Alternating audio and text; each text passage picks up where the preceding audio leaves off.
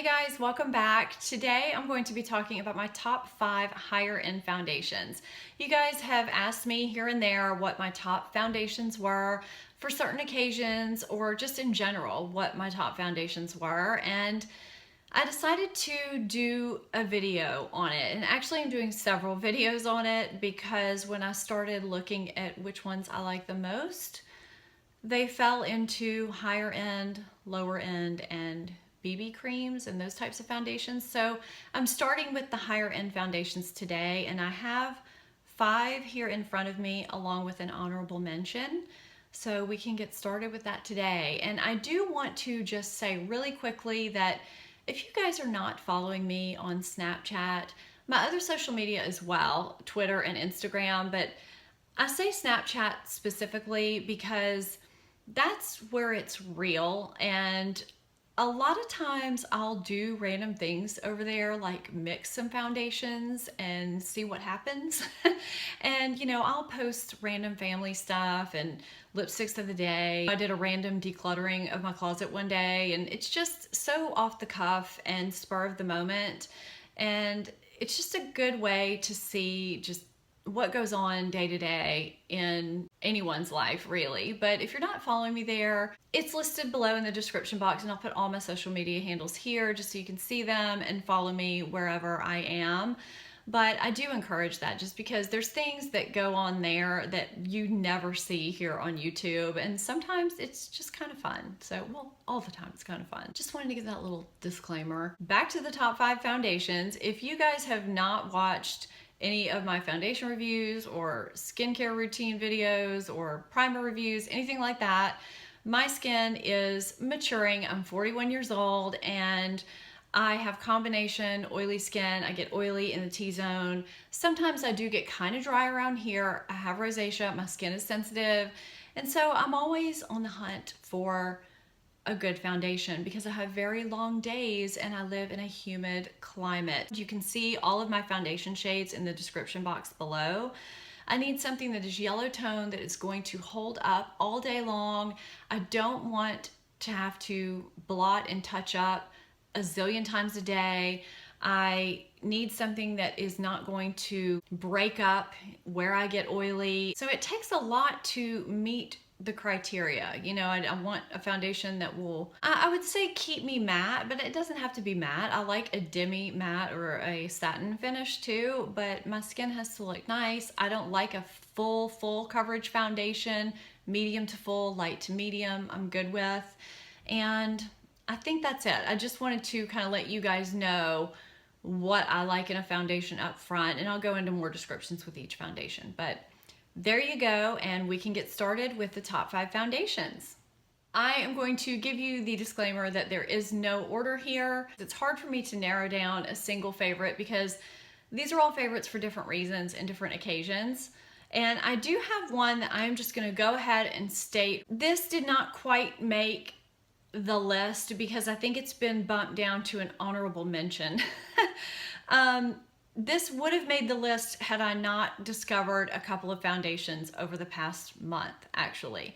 And that is Urban Decay Naked Skin. And I actually really liked this foundation. And I have not done a foundation review on Naked Skin. And I don't mind doing that and just showing you how it wears. It's actually a really good foundation for you know, medium coverage, for good skin days. And I've always really liked it. I haven't worn it in a while actually because I've been discovering so many new foundations, but because I've discovered some recently that I like a little bit better, it didn't quite make the list. And so sorry, Naked Skin, you didn't quite make my top 5. I am going to start out, I guess, with the lightest coverage that I have here. And I have done a foundation road test on this as well as a comparison, and I've talked about it in numerous videos, but it is Estee Lauder Double Wear Light. And I'm sure you guys knew I was gonna say this, but I do love this foundation, and actually it feels like it's about half full right now. So I've used it quite a bit. I like it because it gives such a good finish to the skin. It's not overly heavy. It looks light to medium in terms of coverage. I don't get overly shiny with it, but it's not overly matte either. It's just good looking skin, yet you can tell you're wearing makeup. It doesn't look overly done. I hope that makes sense. It holds up well in heat. I have worn this a ton in the heat and humidity where I live, and this is a good go-to foundation for me when I know it's going to be hot and humid outside and I just need something that is a no-fail foundation. This is a good one for me. So this is a good lightweight, light coverage foundation that will last all day long for me. It won't move. I don't have to touch it up a ton, but it's going to look good. So Estee Lauder Double Wear Light is in my top 5 for sure. Next, let's just go with the two obvious ones. Let's go Estee Lauder Double Wear. We all knew this was going to make the list. I have done a how-to tutorial on how to apply this without looking cakey, and I have also compared this with Double Wear Light. This has been a staple foundation for me for I don't know how many years. It's just good. There is technique to applying this for sure. You can't just slap it on the face and expect it to look great. You have to apply it a certain way, which I've gone into in that video. I'll link it below. It is medium to full coverage. And the reason why this foundation made my top 5 is not just because I've been wearing it for years, because there's so many good foundations out there that it could have easily been trumped by now by another foundation. I do like the tremendous shade range that it offers. I like a good yellow toned foundation, and I've found it with this foundation. It is my no-fail foundation when I need something that I am not gonna have to check in on to see if I need to blot and to touch up. It's a great foundation for a long day where I just need something that is going to go from morning till night. And I don't mean morning 8 o'clock and night 8 o'clock. I mean morning 7 o'clock, nighttime 10 to midnight. It is going to last me all day long and it's going to look flawless. It's just complete no fail. So that is hands down in my top 5, no question. The next foundation to make my top 5 is Too Faced Born This Way. I will also link the foundation road test I did on this so that you can see how I applied it, what I did to prime before and prep. And as a combination oily skinned woman, you wouldn't think this would necessarily make the cut. This is just a beautiful foundation. And for me, someone who gets oily in my T-zone very easily and regularly, this works. It gives medium to full buildable coverage very quickly, very easily, and it's kind of a satin to demi-matte finish, but it doesn't ever get greasy when it does need touching up. It still looks very pretty on the skin even when I do need to blot or touch up. It just gives beautiful, beautiful skin. It's just beautiful. Now, do I wear it on 12-hour days? Not usually. I usually reserve it for maybe 5, 6, 7, 8, 9-hour days because it's just not one that I am going to trust to hold up to 12-hour days, but still, it is so beautiful and it does wear a long time, so it made my top 5. It's a gorgeous foundation. If you have normal to dry skin, you're gonna get a lot longer wear out of this than someone with combination oily skin, even though I did get a lot longer of wear out of it than I expected.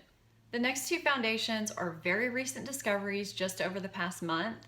The first is Shiseido Synchro Skin Foundation. If you are looking for undetectable skin-like coverage, this is the foundation for you. If you can find a color match in this foundation, I highly recommend that you check it out and get it. It is just beautiful on the skin. It gives light to medium buildable coverage. Somehow it manages to look matte while enhancing the complexion and not look like you're wearing makeup. I don't know how it does it, but it does. It lasts forever. I mean, I want to say I checked in at the 12th hour. It was either the 10th or the 12th hour that day, but I've worn it plenty of times since that foundation road test, and it lasts all day long, and I don't have to touch up hardly at all during the day, 2 to 3 times, I think. and it's just really, really pretty. And when I do get oily in my T-zone, it doesn't look greasy, it doesn't break up on me. It's just a really pretty foundation. The last foundation in my top 5 is Tarte Rainforest of the Sea Water Foundation. And this foundation, I just did my most recent foundation road test on. I think I stated that I just did not try this foundation for the longest time because I thought this whole Rainforest of the Sea thing was just a temporary thing with Tarte, and I just wasn't sure about the whole water foundation thing. I don't know if I thought it wouldn't mix with my primer, or I don't know what I thought, but it really works with my skin. I don't know what it is about it, but it gives medium to full buildable coverage really, really quickly. It reminds me of Too Faced Born This Way in terms of the finish. It's this satin demi matte finish. It's actually what I have on my skin today. And oh, hey, Luke.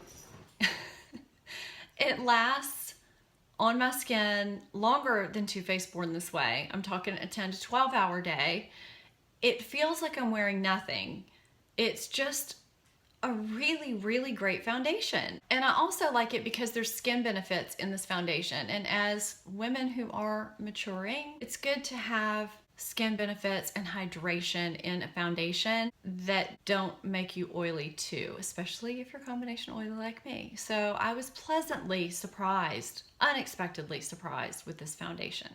And those were my top 5 foundations with one honorable mention. I hope you enjoyed this video and found it somewhat informative. And again, if you're not following me on my social media platforms, please follow me over there. They are listed on the screen as well as the description box too.